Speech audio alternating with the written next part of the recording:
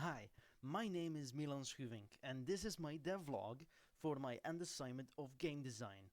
My theme for my game was trap/be trapped, and my constraint is one button gets remapped to another action. So let's get started in the beginning. At first, I already had an idea that I wanted to work with shadows because, hey, who doesn't like cool shadow powers? And with that in mind, I started brainstorming. I was thinking on making a game where you feel strong and sneaky. One where you would go from shadow to shadow. To bring things together, I was thinking that my constraints should work with the shadows. But that's for later. That's how I got to my final idea of making a ninja/assassin that can only use its chain attack in shadows to trap its enemies. But he still has to be careful of very bright light, because that hurts him and burns his chain attack. With that, I made my paper prototype, and found out that I will have to make AI smarter, so the player at least got some kind of challenge, and play with the level design on how I will make the lights and the shadows, since that became a very big deal. But let's get started. I first wanted to make sure I got my mechanics right before I put them on the shadows. After I made a good AI, I was stuck on how exactly you can become hidden to the AI. I guess don't make the AI too smart.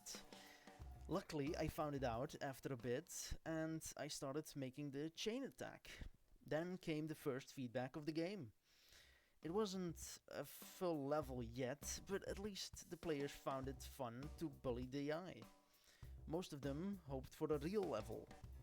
So, I started to make a little level area where you can play against some enemies, but it wasn't something you could call a level yet.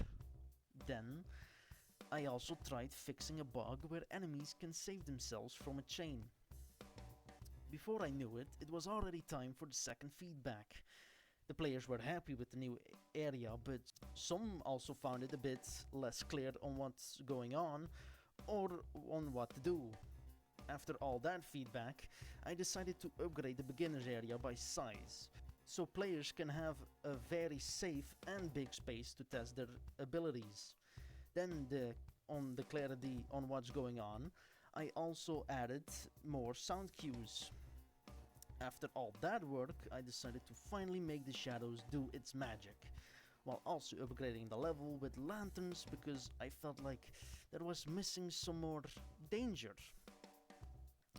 When I finished doing that, I almost forgot about adding my dash, and luckily just in time for the last feedback. I'll keep it short. Lots of new bugs, no tutorial, no info on how the controls work, and no info on your goal. And even if you were to kill all the enemies, it doesn't feel like a real goal. And because of my last big upgrade, I had lots of bugs to fix, like our favorite, enemies saving themselves. But I managed to fix them all. Now for the goal problem, if killing everyone wasn't a nice goal, then I'll just make a specific target to kill, like a king. For the tutorial, I gave them the controls on the floor, and a hint how to kill. I also placed a lot of lantern in hope players learn in the beginning that they as well burn in bright light. The only thing now is some nice welcoming start screen and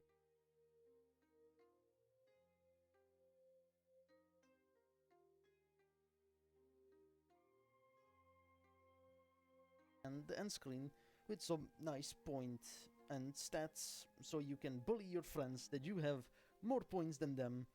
And that's it. That's the end of my devlog. I hope you enjoyed it, and goodbye.